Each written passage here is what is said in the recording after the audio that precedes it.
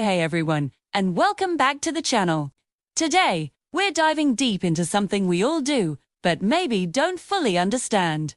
Sleep. We spend about a third of our lives doing it, so isn't it time we figured out how to do it right?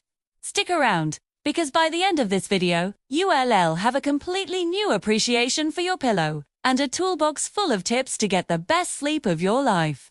So, why is sleep so incredibly important?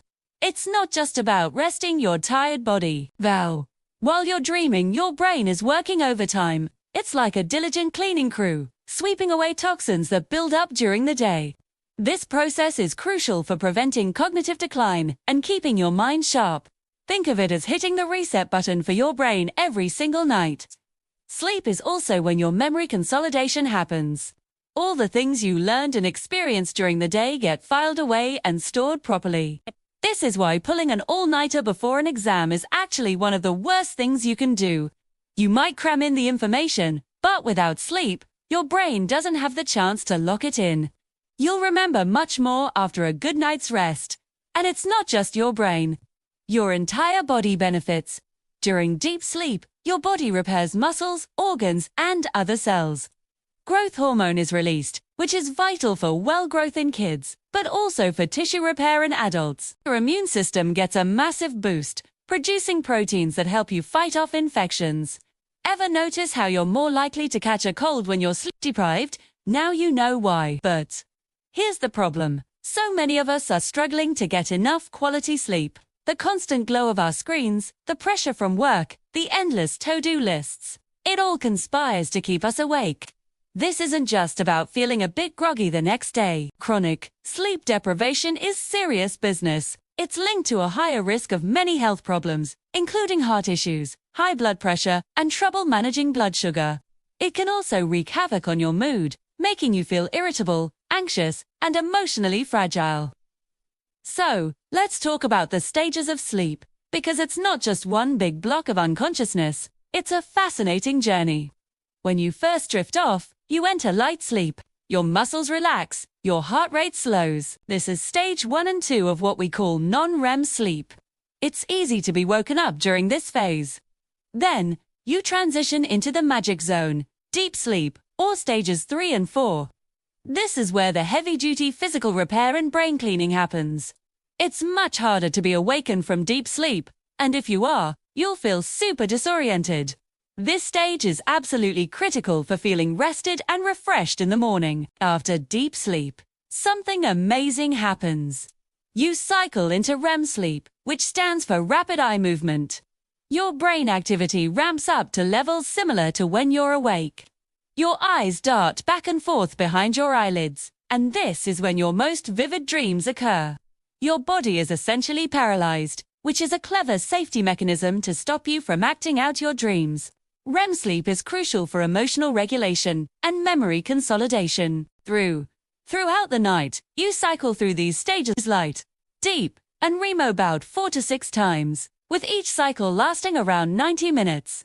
The cycles change as the night goes on, with more deep sleep earlier in the night and more REM sleep towards the morning. This is why getting a full night's sleep is so important. If you cut it short, you're primarily cheating yourself out of that vital REM sleep. Okay, now for the part you've been waiting for.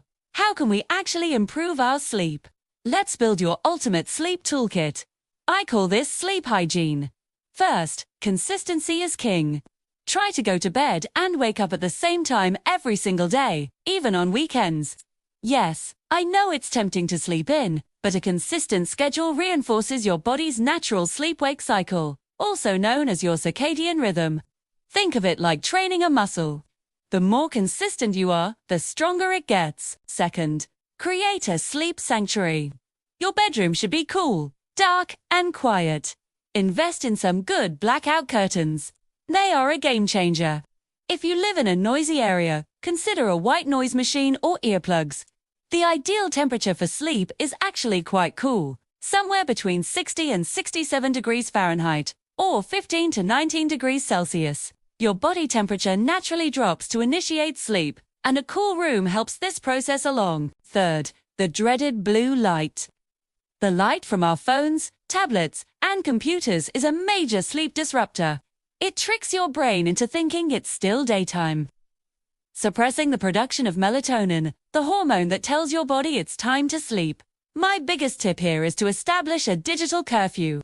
Power down all screens at least an hour before bed. What can you do instead? Read a physical book.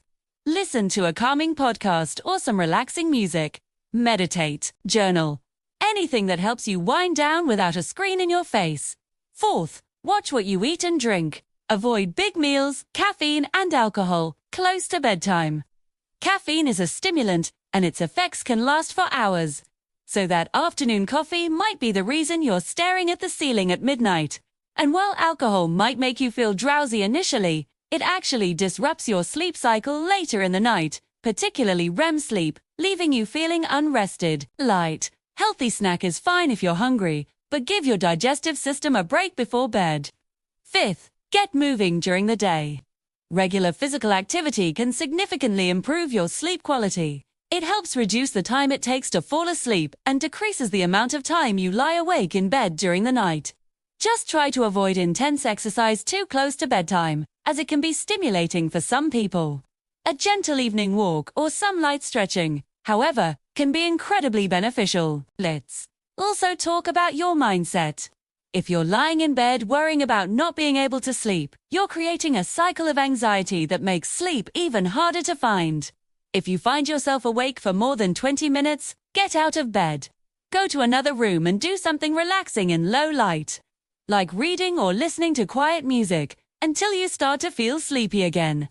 The goal is to break the association between your bed and the feeling of being frustrated and awake. Your bed should be for sleep and intimacy, nothing else. Finally, consider creating a relaxing bedtime ritual. This is a sequence of activities you do every night in the same order before bed. It signals to your brain and body that it's time to wind down. This could be something like, take a warm bath, put on your pajamas, do some gentle stretches, and then read for 15 minutes. The predictability of a routine is incredibly soothing and can work wonders for preparing you for a night of deep, restorative rest. So, there you have it. Sleep isn't a luxury. It's a fundamental pillar of our health, just as important as diet and exercise. By understanding what happens when we sleep, and by making a few simple, intentional changes to our daily habits, we can transform our nights and, in turn, transform our days. Start with just one or two of these tips tonight and see how you feel. Thank you so much for watching. I hope you found this information helpful. If you did, please give this video a thumbs up, and do UNT forget to subscribe to the channel and hit that notification bell so you do UNT miss out on more content designed to help you live a healthier, happier life. What's your favorite tip for getting a good night's sleep? Let me know in the comments below. Sleep well, and I'll see you in the next video.